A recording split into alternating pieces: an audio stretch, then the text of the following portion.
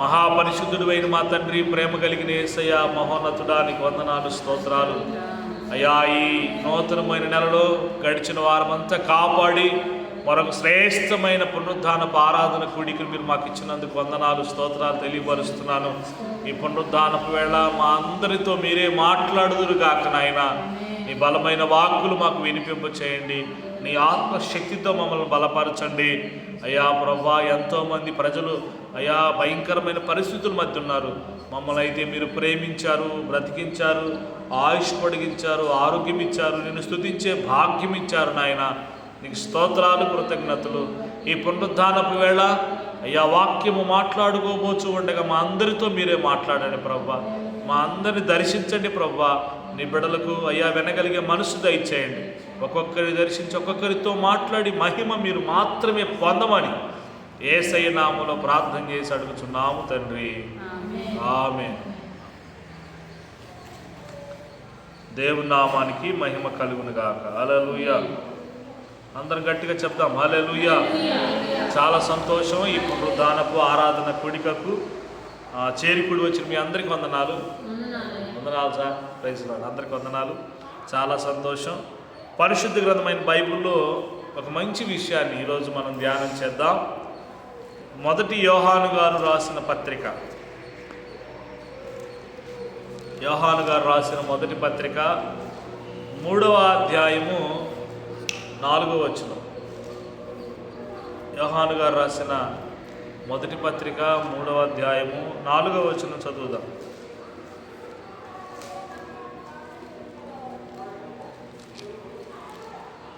ప్రకటన గ్రంథానికి ముందుంటుంది చూడండి. యోహాను గారు రాసిన మొదటి పత్రిక 3వ అధ్యాయము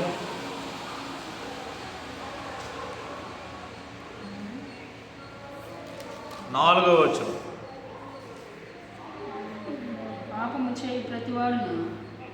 యోహాను గారు రాసిన మొదటి పత్రిక 3వ అధ్యాయం 4వ వచనం చదువుదాం. పాపము చేయు ప్రతివాడును ఆజ్ఞను అతిక్రమించును, ఆజ్ఞ అతిక్రమమే పాపము. పాపములను తీసివేయుటకై ఆయన ప్రత్యక్షమాయనని మీకు తెలియను, ఆయన యందు పాపమేమియూ లేదు. మొదటి విషయం మీరు బాగా గుర్తుపెట్టుకోండి. ఏది పాపము అనే దాని మీద చెప్తున్నా. మొదట మీకు ఏది పాపం అంటే ఏంటిది? కొంతమంది సినిమాలు చూడగానే పాపం చేశాడు వీరు అని అంటారు. నోట నుంచి రాని మాటలు పలకగానే పాపం అనేస్తారు.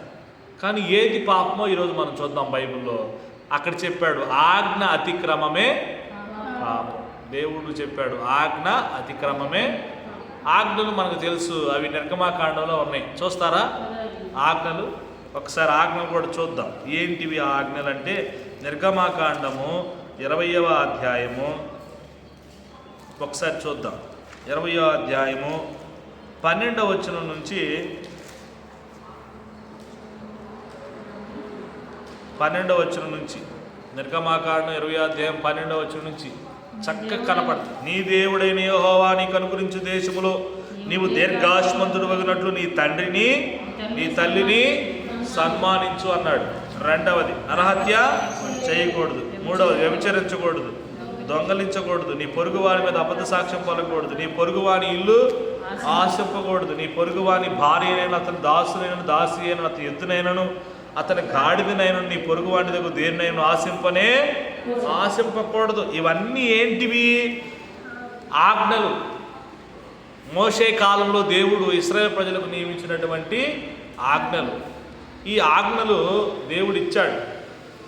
ఇప్పుడు మనం చదివాము ఆజ్ఞ అతిక్రమమే పాపం. ఆజ్ఞను అతిక్రమించు ప్రతివాడు ఏం చేస్తున్నాడు?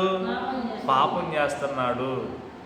ఇవి ఎవరైతే ఫాలో అవుతారో, ఈ ఆజ్ఞలు ఎవరైతే చేయకుండా బ్రతుకుతారో వాడు పాపం చేయని వాడు. ఈ ఆజ్ఞలకి వ్యతిరేకంగా ఎవడైతే బ్రతుకుతాడో వాడు ఏం చేస్తున్నట్టు?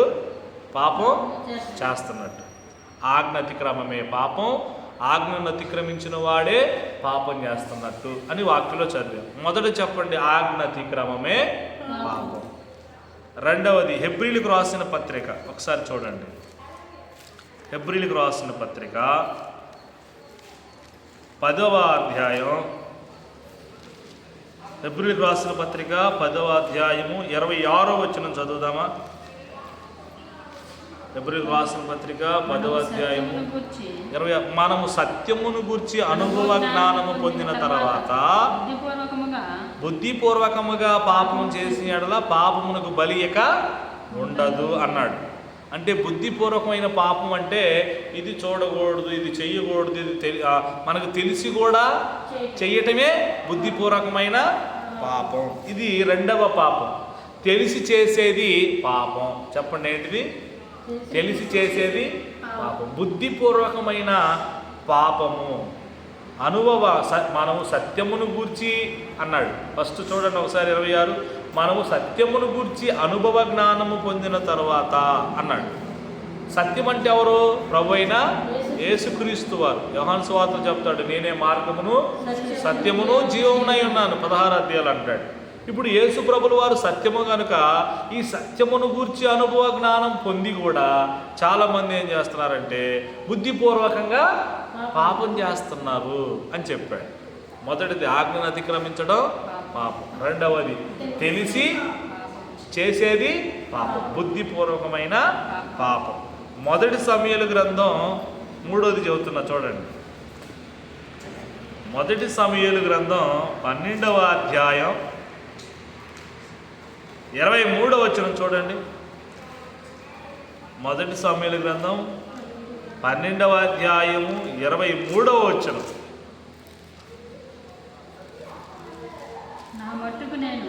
నా మట్టుకు నేను మీ నిమిత్తము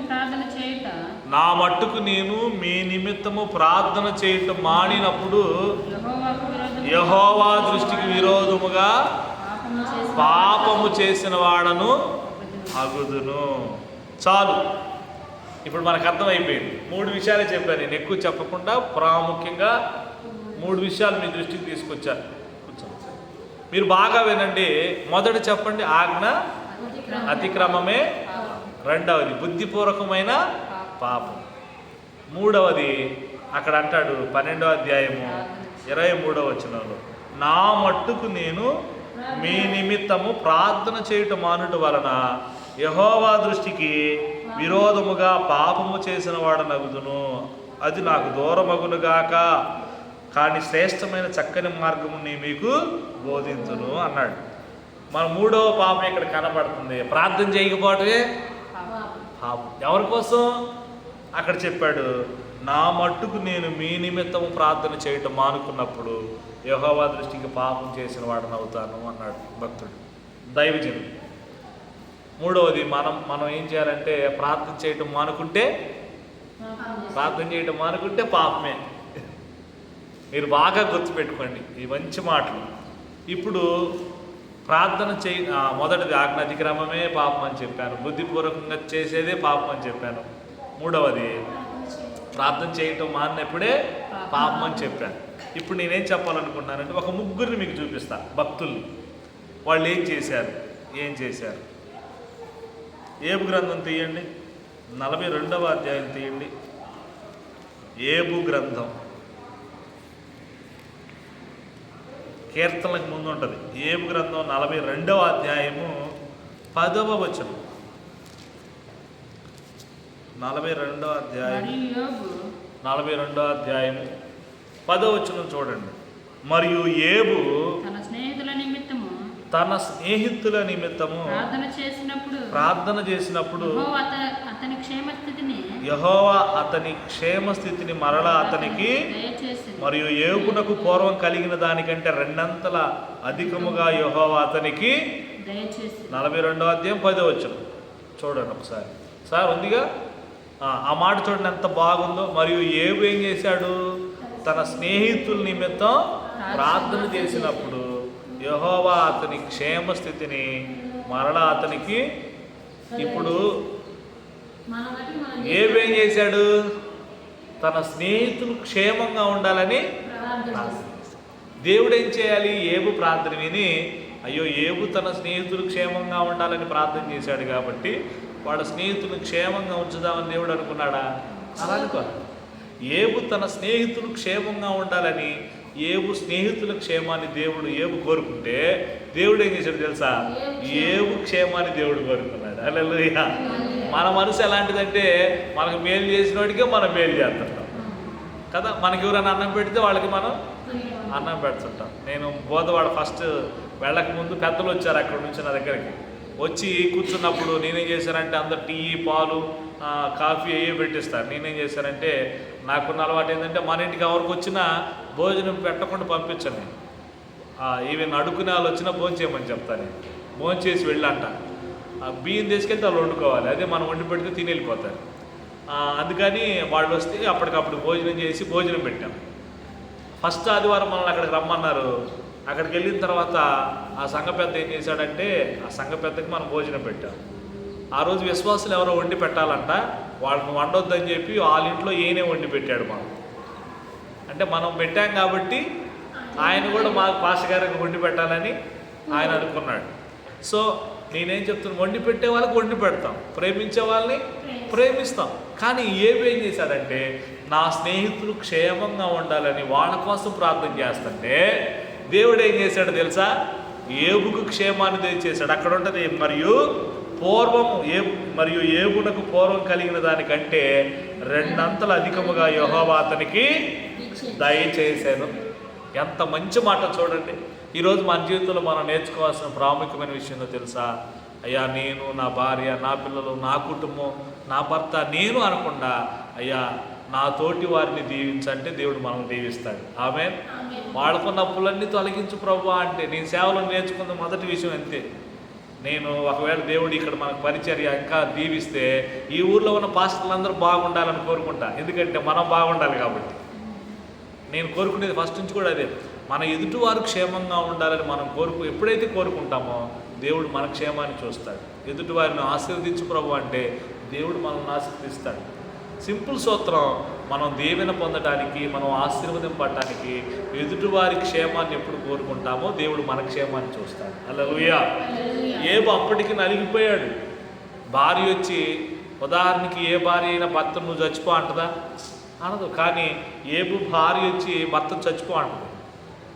అయినా కానీ అంత సహించాడు ఏబు. అందరు చచ్చిపోయారు, అన్నీ పోయినాయి. చివరికి ఆ పరిస్థితుల్లో ఏబు గారు చూడండి తన స్నేహితులు బాగుండాలని కోరుకుంటాడు. అంటే అక్కడ ఒకటే కనపడుతుంది, తన కోసం ప్రార్థన చేసుకోవడమేమో కానీ తన తోటి వారి కోసం ప్రార్థన చేస్తాడు. తన ఫ్రెండ్స్ కోసం, తన స్నేహితుల కోసం ప్రార్థన చేస్తున్నాడు. తన స్నేహితుల కోసం ప్రార్థన చేస్తే అయ్యో ఏబు తానేమో కానీ తనతో ఉన్న వారి క్షేమాన్ని కోరుకుంటున్నాడు చూడు అని దేవుడు అతన్ని మొదట ఆస్వాదించిన దానికంటే మరీ అధికముగా చివరి అధ్యాయంలో చూడండి. ఒక్కసారి పేజీ తిప్పండి. 12వ వచనం చూడండి. 42వ అధ్యాయం 12వ వచనం. 42వ అధ్యాయం 12వ వచనం. యెహోవా ఏబును మొదట ఆశీర్వదించిన దానికంటే మరి అధికముగా ఆశీర్వదించడం. అతనికి తన ఆస్తి గురించి చెప్పుకుంటూ వచ్చాడు. మొదట ఆశీర్వదించిన దానికంటే మరి అధికముగా. సో సింపుల్ సూత్ర లాజిక్ ఎక్కడ ఉందంటే ఎదుటివారు బాగుండాలి, వారి క్షేమాన్ని కోరుకునే వ్యక్తి ఏబు గారు. కనుక మనం కూడా మన జీవితంలో మనం ప్రార్థన చేయడం మానుకోవటం పాపం. ప్రార్థన చేయడం మానుకోవటం పాపం. కొంతమంది నీళ్ళు పోసుకోవడం మానేస్తారు, కొంతమంది బ్రష్ చేయడం మానేస్తారు, కొంతమంది ప్రయాణం చేయడం అప్పటికప్పుడే మానేస్తారు. కానీ నేనేమంటానంటే ప్రార్థన మాత్రం పొరపాటును మానకూడదు. ఆమె ప్రార్థన అంటే మనం వ్యక్తిగతంగా ఇంట్లో కూర్చొని చేసే ప్రార్థన ఒకటైతే, ప్రార్థన అంటే ఇది జరుగుతుందంతా కూడా ప్రార్థనే. ప్రార్థన అని ఒక పేరు పెట్టుకున్నాం. ఎందుకు? ప్రార్థనలు ఏముంటాయి? పాటలు ఉంటాయి, వాక్యపట్నం ఉంటుంది, మళ్ళీ మెసేజ్ ఉంటుంది, మళ్ళీ బల్ల ఉంటుంది, ఆశీర్వాద ప్రార్థన వరకు దీని అంతటిని కలిపి ప్రార్థన అని కూడా అన్నాం. అదొక పార్ట్ అయితే, ప్రార్థన అంటే దేవునితో మాట్లాడుట, దేవునితో మనం కూర్చొని మాట్లాడుకోవాలి, అదే ప్రార్థన. మనం ఎక్కువగా ఏం చేస్తాం? ఫోన్లో మాట్లాడుతుంటాం, మనుషులతో మాట్లాడుతుంటాం. కానీ దేవునితో మనం ఎప్పుడైతే మాట్లాడతామో దేవుని మనసు మనకు అర్థమైంది. మీరు గమనించండి, ఎదుటి వ్యక్తితో మనం ఎక్కువగా మాట్లాడే కొద్దీ ఆ మనిషి దగ్గర అవుతూ ఉంటాడు, సహవాసం పెరుగుతూ ఉంటుంది. సో దేవునితో కూడా మనం ఎప్పుడైతే మాట్లాడతామో దేవునికి మనకి మధ్య ఉన్న కమ్యూనికేషన్ పెరిగి దేవునికి ఇంకా దగ్గర అయిపోతాం. దేవునికి స్తోత్రం కలుగును కాదు. కనుక నా ప్రియులారా, మొదట ఏబు ఏం చేశాడంటే ప్రార్థన చేశాడు. ఏమని ప్రార్థన చేశాడు? నా స్నేహితులు నేను వరుసగా 3 చెప్పా. ఆజ్ఞ అతిక్రమమే, రెండవది బుద్ధిపూర్వకంగా తెలియచేసేది పాపం, మూడవది ప్రార్థన చేయటం మానుకోవటం పాపం. ఇప్పుడు ఇదొక్క పాయింట్ పట్టుకొని వాక్యంలోకి వెళ్ళిపోతున్నా, లోపలికి వెళ్తున్నా. ఏంటిది ఆ పదం అంటే, ప్రార్థన చేయటం మానుకోకూడదు, మానుకుంటే పాపం. అయితే ప్రార్థన ఏం చేశాడంటే, తన స్నేహితుల కోసం ప్రార్థన చేస్తే ఏబుని దేవుడు ఆశీర్వదించాడు, దీవించాడు. సో రెండో వాళ్ళు ఎవరు ప్రార్థన చేశారో చూద్దామా. సంఖ్యాకాండం తీయండి. సంఖ్యాకాండం 21వ అధ్యాయము. సంఖ్యాకాండము 21వ అధ్యాయము 8వ వచనం. సంఖ్యాకాండము 21వ అధ్యాయం. సంఖ్యాకాండం 21వ అధ్యాయము 8వ వచనం చదువుదాం. మోషే ప్రజల కొరకు ప్రార్థన చేయగా యెహోవా తాపకరమైన సర్పము వంటి ప్రతిమను చేయించి. చాలు, ఒక్కసారి 7 చూడండి. కాబట్టి ప్రజలు మోషే వద్దకు వచ్చి, మేము యెహోవాకు విరోధంగా నీకు విరోధంగా మాట్లాడి పాపం చేసి తిమి అని అన్నారు. ఈ వృత్తాంతం అంతా, ఈ స్టోరీ అంతా భలే ఉంటుంది. నేను ఒకసారి మీకు వివరంగా అర్థవంతంగా చెప్తాను, జాగ్రత్తగా వినండి. 4వ వచనం నుంచి ఉంటుంది. 21వ అధ్యాయము 4వ వచనం నుంచి ఇది ఒక స్టోరీ చక్కగా ఉంటుంది. ఇశ్రాయేలు ప్రజలు ఎదోము దేశమును చుట్టిపోవాలని హోరు కొండనున్న ఎర్ర సముద్ర మార్గమున సాగినప్పుడు మార్గాయాసముల చేత జనులు ప్రాణము సొమ్మసిలేదు. కాగా ప్రజలు దేవునికి మోషేకును విరోధంగా మాట్లాడి, అరణ్యములో చచ్చుటకు ఐగుప్తులోని మమ్మల్ని ఎందుకు రప్పించితివి? ఇక్కడ ఆహారం లేదు, నీళ్లు లేవు, చవి సారములు లేని అంటే రుచి లేనివి ఈ అన్నము మాకు అసహ్యమైనదనిది. అందుకు యెహోవా ప్రజల్లోనికి తాపకరమైన సర్పములను పంపెను. అవి ప్రజలను కరువుగా ఇశ్రాయేలు అనేకులు చనిపోయిరి. మీరు బాగా గమనించండి, ఒకసారి గట్టిగా స్తోత్రం చెప్దాం ఒకసారి మనందరం. హల్లెలూయా. మీరు ఒక విషయం గమనించండి. ఇప్పుడు ఇశ్రాయేలు ప్రజలందరూ మోషే గారు నడిపించుకుంటూ వెళ్తున్నాడు.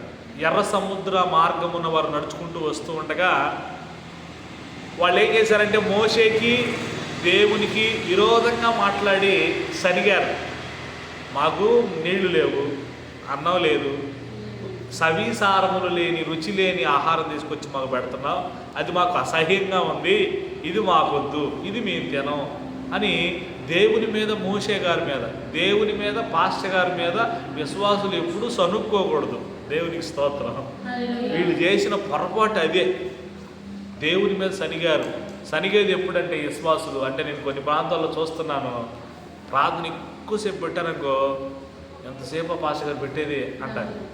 తక్కువసేపు పెట్టి ముగించానికి నేను కాసేపే పెడతాడు, కాసేపు పెట్టవచ్చు కానీ కొంతమంది అంటారు. మొన్న మీటింగ్స్ జరిగినాయి కదా, మొన్న ఒక అతనికి 10ంటికి మైకి ఇస్తే 11 వరకు చెబుతానే ఉన్నాడు. వాళ్ళేమో ఎప్పుడు లెగ్స్ వెళ్దామని వెనకాల కొంతమంది ఏమో కూర్చొని ఇంకా చెప్పమంటున్నారు. సరే, ఏది ఏమైనా ప్రజలు సేవకుని, దేవుణ్ణి సనుక్కోకూడదు. వాక్యం అదే చెప్తుంది. వారు ఎప్పుడైతే సనిగారో యెహోవా ప్రజల్లోకి తాపకరమైన సర్పములను పంపాడంట. పాములు వచ్చేసాయి. ఇంకా వీళ్ళు సనిగారని దేవుడు ఏం చేశాడంటే పాములను పంపించాడు. పాములు పంపిస్తే వీళ్ళందరూ ఏం చేశారు తెలుసు? ఇశ్రాయేలు అందరూ మోషే దగ్గరికి పరిగెత్తారు. అయ్యా మోషే, తాపకరమైన సర్పములన్నీ వచ్చేసాయి, కర్ర తీసుకొని ఒకళ్ళు కొట్టేపాటికి ఒకళ్ళు వేసి కాటు వేస్తున్నాయి. కాటు వేయగానే వాడు అక్కడే పడి నురుగాచుకుని చచ్చిపోతున్నాడు. పావులన్నీ వచ్చాయి, ఒకరినొకటి కాటు వేస్తున్నాయి, అక్కడికక్కడే పడి చచ్చిపోతున్నారు. మోషే దగ్గరికి వచ్చి అందరూ వేడుకుంటున్నారు, అయ్యా మోషే, అయ్యా మోషే, ఈ పావులన్నీ గరుస్తున్నాయి, చచ్చిపోతున్నారయ్యా, నువ్వు ఏదో ఒకటి చేయాలని అంటే మోషే ఏం చేశాడు చూడండి ఒకసారి. 7వ వచనం. కాబట్టి ప్రజలు మోషే యొద్దకు వచ్చి, మేము యెహోవాకును నీకును విరోధంగా మాట్లాడి, యెహోవాకు సేవకుడికి విరోధంగా మాట్లాడితే ఏం చేసిన వాళ్ళు? పాపం చేసి. సేవకుడు ఒక మాట చెప్పినప్పుడు, లేకపోతే దేవుని మాట అది విరోధంగా మనం మాట్లాడకూడదని వాక్యం చెప్తుంది. యెహోవా మా మధ్య నుండి ఈ సర్పములను తొలగించినట్లు ఆయనను అదిగో. డైరెక్ట్గా వీళ్ళు దేవునికి ప్రార్థన చేయొచ్చుగా. మోషే దగ్గరికి వచ్చి ఎందుకు అడుగుతున్నారు? అయ్యా ఈ తాపకరమైన సర్పములు వచ్చినాయి. వాళ్ళు చేసిన తప్పు ఒప్పుకుంటున్నారు. అయ్యా నీకు దేవునికి విరోధంగా మాట్లాడి పాపం చేశాం, మా తప్పు ఒప్పుకుంటున్నాం. ఈ తాపకరమైన సర్పము నుండి ఆ దేవుడు మమ్మల్ని విడిపించేటట్టు వేడుకో, లేకపోతే ప్రార్థన చెయ్యయ్యా, మా కోసం ప్రార్థన వేడుకయ్యా. మోషే వేడుకున్నప్పుడు తన స్నేహితుల ద్వారా ఏబును కూడా దేవుడు ఆశీర్వదించాడు. వారికి క్షేమాన్ని ఇవ్వడమే కాదు, ఏబు కూడా దేవుడు క్షేమాన్ని ఇచ్చి ఆశీర్వదించాడు. రెండవది, మోషే ఇశ్రాయేలు ప్రజలు సర్పకాటుకు బలై అందరూ చావు బ్రతుకుల మధ్య ఉండి చచ్చిపోతుంటే, చాలామంది చచ్చిపోయారు అప్పటికి. మోషే ఇశ్రాయేలు ప్రజలు అంటే పాము కాటుకు బలై చచ్చిపోయిన వారందరూ అక్కడ శవాలుగా పడిపోయి ఉంటే, బ్రతికున్న వాళ్ళు వచ్చి అయ్యా మోషే మమ్మల్ని బ్రతికించయ్యా ఈ పాములు కరవకుండా అని వేడుకున్నప్పుడు, అప్పుడు మోషే ఏం చేశాడు ఒక్కసారి చూడండి, అక్కడ భలే ఉంటుంది ఆ మాట. 8వ వచనం, మోషే ప్రజల కొరకు 8వ వచనం 21:8, మోషే ప్రజల కొరకు ప్రార్థన చేయగా యెహోవా నీవు తాపకరమైన సర్పం వంటి ప్రతిమను చేయించి స్తంభం మీద పెట్టన్నాడు. ఒక పెద్ద సర్పాన్ని, తాపకరమైన ఇత్తడి సర్పాన్ని పెద్దది ఒకటి చేయించమన్నాడు దేవుడు. అప్పటికప్పుడే తాపకరమైన ఇత్తడి సర్పమును ఒకటి చేయించి ఒక స్తంభం మీద నిలబెట్టారు. ఇప్పుడు సూర్యకిరణాలు ఇలా వస్తాయిగా, ఆ సూర్యకిరణాలు వచ్చి ఆ ఇత్తడి సర్పం మీద పడగానే, నిలబెట్టిన ఇత్తడి సర్పం మీద పడగానే ఈ ఇత్తడి సర్పం నీడ అవతల పడింది. అవునా కదా? ఈ సూర్యకిరణాలు ఇలా పడతాయి, ఆ ఇత్తడి సర్పం నీడ అవతల పడింది. ఇప్పుడు దేవుడు ఏం చెప్పాడంటే, ఈ ఇత్తడి సర్పపు నీడకి ఎవరైతే వస్తారో వాళ్ళందరూ బతుకుతారని చెప్పాడు. దేవునికి స్తోత్రం. అసలు ఎంత ఆశ్చర్యం చూడండి. ఆ తర్వాత తాపకరమైన సర్పం వంటి ప్రతిమను చేయించి స్తంభం మీద పెట్టుమనగానే అప్పుడు కరవబడిన ప్రతివాడు దాని వైపు చూచి బ్రతుకునని మోషేకి సెలవిచ్చాను. కాబట్టి మోషే ఇత్తడి సర్పం ఒకటి చేయించి స్తంభం మీద దాన్ని పెట్టినప్పుడు సర్పకాటు తినిన ప్రతివాడు ఆ ఇత్తడి సర్పము నిదానించి చూచినందున వాడు బ్రతికెను. దేవునికి స్తోత్రం కలుగును గాక. నిదానించి చూచిన ప్రతివాడు బ్రతికాడు. మీరు బాగా గమనించండి, మోషే ప్రార్థన చేయగా తాను దీవెన పొందాడు, స్నేహితులు బాగుంటారని. ఇప్పుడు మోషే ఏబు ప్రార్థన చేయగా తన స్నేహితులు బాగుండాలని ఏబు ప్రార్థన చేయగా తన ఇల్లంతా తాను దీవించబడ్డాడు. ఇప్పుడు మోషే ప్రార్థన చేస్తున్నాడు ఏమని, అయ్యా పాము కాటుకు సర్పకాటుకు బలైపోయిన ప్రజలందరూ బ్రతకాలి, సూచన ఒకటి చెప్పయ్యా, సలహా ఇవ్వయ్యా, ఏం చేయాలి? అప్పుడు దేవుడు చెప్పింది మోషే చేశాడు. ఆ నీడకి ఎవరైతే వచ్చి నిదానించి ఆ యొక్క ఎత్తడి సర్పాన్ని చూస్తూ ఉన్నారో వాళ్ళందరూ నిదానించి చూడగానే లేచి బ్రతికారంట వాడు. అంటే మోషే ప్రార్థన చచ్చిపోయిన వారిని కూడా బ్రతికించింది. దేవునికి స్తోత్రం. ఈ సర్పం దేనికి సాదృశ్యం ఉందంటే అపవాది అయిన సాతానికి సర్పకాటికి ఈరోజు చాలామంది బలవుతున్నారా లేదా? చాలామంది బలైపోతున్నారు. ఈ సర్పానికి అంటే పాము కాటికి, పాము అంటే సాతానికి సాదృశ్యం ఉంది. చాలామంది లోకంలో పాప సంబంధమైన వాటికి దేవునికి విరోధంగా మాట్లాడి దేవుడు లేడు దేవుడు లేడు అంటారు కొంతమంది. దేవుడు లేడని బుద్ధిహీనులు తమ హృదయంలో అనుకొందరు. దేవుడి గురించి ఒక మాట చెప్పాలంటే ఈరోజు చాలామంది దేవుళ్ళు దేవతలు అనబడేవారు ఉన్నారు. 33.5 కోట్ల దేవుళ్ళు దేవతలు అనబడేవారు ఉన్నారు. నేను అనుకుంటున్నాను విజయవాడ, మనకు తెలుసు, విజయవాడలో దరిదాపుగా వారం పైగా అందరూ మునిగిపోయి అల్లాడిపోతున్నారు. వాళ్ళకి తీసుకెళ్ళి భోజనం పెట్టేవారు కష్టం. మొన్నటిదాకా ఎవరు లేరు. ఇప్పుడు క్రైస్తవులు అందరూ కదిలేరు, ఒకరి తర్వాత ఒకరు వెళ్తున్నారు. అది కూడా సేవకులు పెద్దవాళ్ళు చక్కగా కదిలి స్పందించి వెళ్ళి హెల్ప్ చేస్తున్నారు. మొన్నటి వరకు ఎవరు లేరు. ఇప్పుడు ఏం చేస్తారు చాలామంది ఇప్పుడు నిన్నేం పండగ ప్లేట్లు పెట్టి చక్కగా పెడుతున్నారు. అంటే తిన్నోడికి పెడుతున్నారు, తినేవాడికి పెట్టట్లా. మీరు గమనిస్తే నేనేమంటానంటే, మొన్న ఇంకోళ్ళు ఒక ఆయన చెప్తున్నాడు, వినాయకుడు గుడి వేసి వినాయకుడు తయారు చేసి ఆయన అందరి దగ్గర అడ్వాన్సులు తీసుకున్నాడంట. 10,000, 20,000, 50,000 అట్లా అడ్వాన్సులు తీసుకున్నాడంట. ఆ వరదకి నీళ్లు ఫ్లోటింగ్ ఎక్కువైపోయి ఆ వినాయకుడి బొమ్మలు కూడా మునిగిపోయి, రంగు పోయి, కాలుడిపోయి, చెయ్యుడిపోయి, తలోడిపోయి, మొత్తం పోయి అందరూ వచ్చి పైన పడ్డారు ఇప్పుడు ఆయన మీద. మా తెలీదు ఎట్లా అన్నాగా నువ్వు చేయాలి అంటే. చూడండి పరిస్థితులు ఏమైపోతున్నాయి ఒకసారి గమనించండి. ఏబు తన స్నేహితుల కోసం ప్రార్థించి తాను క్షేమాన్ని పొందాడు. మరి మోషే ప్రజల కోసం చావు బ్రతుకుల మధ్య ఉన్న వారిని దేవుడు మోషే ప్రార్థన చేయగా దేవుడు వారిని ఏం చేశాడు? బ్రతికించాడు. మూడోది ప్రార్థన చేస్తా చూడండి. యాకోబు రాసినటువంటి యాకోబు పత్రిక, యాకోబు గారు రాసిన పత్రిక 5వ అధ్యాయము 15వ వచనం. హెబ్రీ పత్రిక తర్వాత ఉంటుంది చూడండి. 5వ అధ్యాయము 17వ వచనం చదువుదామా?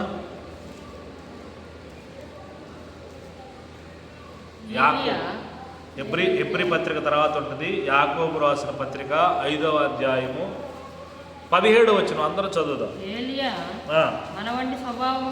ఏలియా మన వంటి స్వభావం కలిగిన మనుషుడే వర్షింపకుండునట్లు అతడు ఆసక్తితో ప్రార్థన చేయగా 3.5 సంవత్సరాల వరకు భూమి మీద వర్షం లేదు. ఏలియా ఎటువంటి స్వభావం కలిగిన మనుషుడు చెప్పండి? మాట్లాడు. మన వంటి స్వభావం కలిగిన మనుషుడే. ఇప్పుడు ఏలియా ప్రార్థన ఏంది? భూమి మీద 3.5 సంవత్సరం వాన పడకూడదు. ఆయన ప్రార్థన అది. నేను ఇంటి దగ్గర వచ్చేటప్పుడు అనుకున్నా, ఏమనుకున్నా తెలుసా? ప్రభా మేము బయలుదేరుతున్నా, వాన పడకూడదని ఇంట్లో నుంచి వాకిట్లో కూర్చి దమాదమా పడుతుంది. నేను అనుకున్నా లేదో దమాదమా పడుతుంది. ప్రభా ఎట్ట చేయాలయ్యా, వాన పడుతుంది అని నేను కూర్చొని ఆలోచించేదే ఉండదు.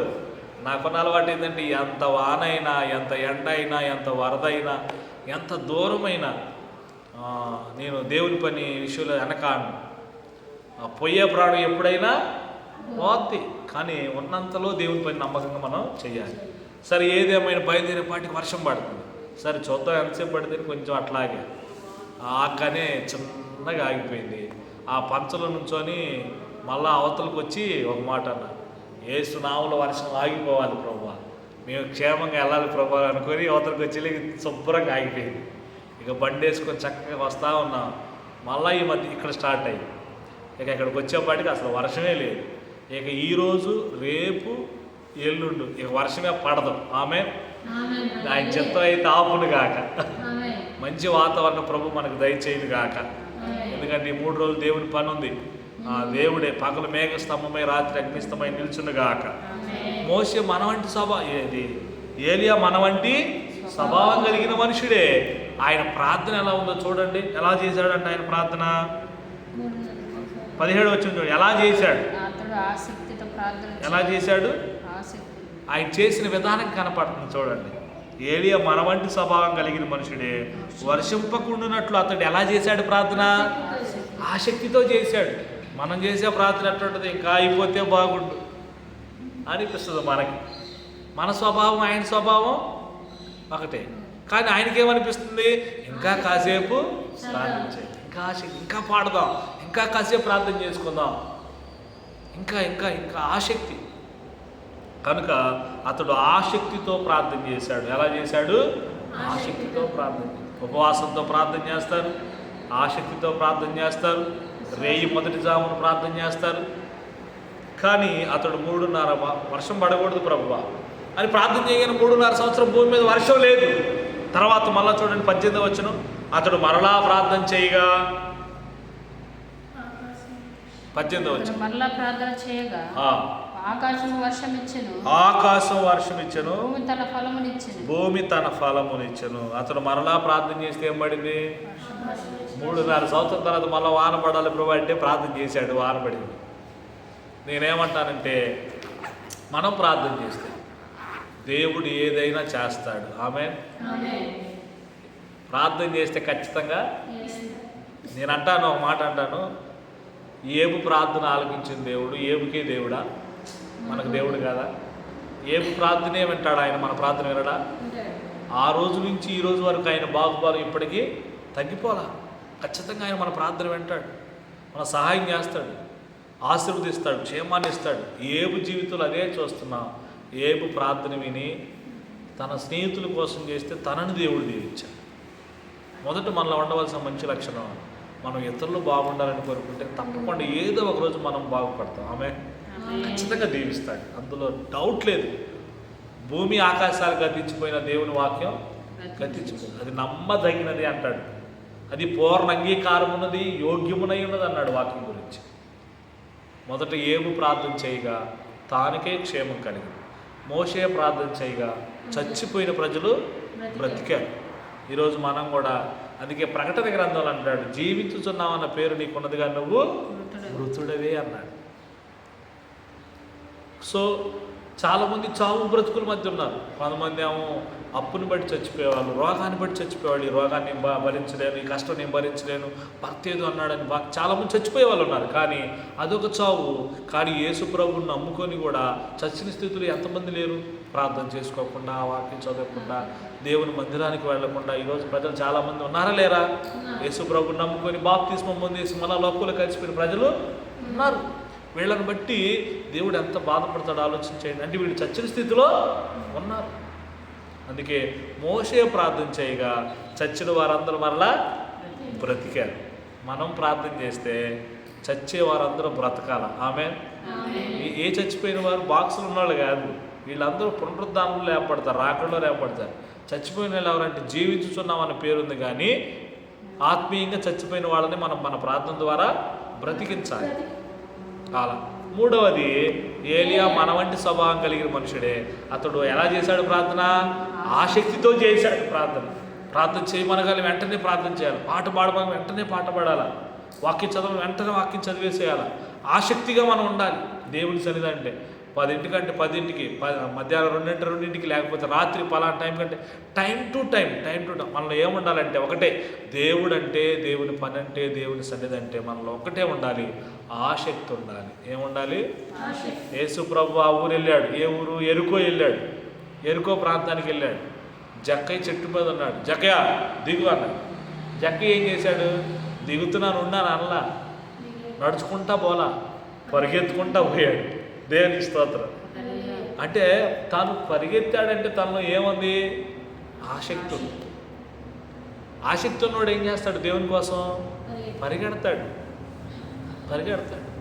కనుక మన జీవితంలో, సేవలో, పరిచయంలో దేవుని కోసం పరిగెత్తి పని చేయదుము గాక.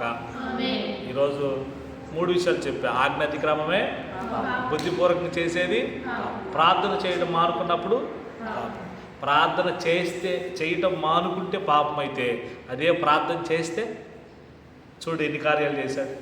ఏ ప్రార్థన చేశాడు? మోషే ప్రార్థన చేశాడు. ఏలియా, ఇంకా చాలా ఉన్నాయి, చెప్పుకోవడానికి టైం కాదు. ప్రభు చిత్తం అయితే ముందు ప్రార్థన గురించి మంచి విషయాలు ప్రభు మనకు నేర్పించునుగాక, ప్రభు సహాయం చేయనుగాక. దేవుడి పరిశుద్ధ వాక్యం మనం ఇంట్లో దీవించునుగాక. ప్రార్థన చేద్దాం, కళ్ళు మూసుకుందాం.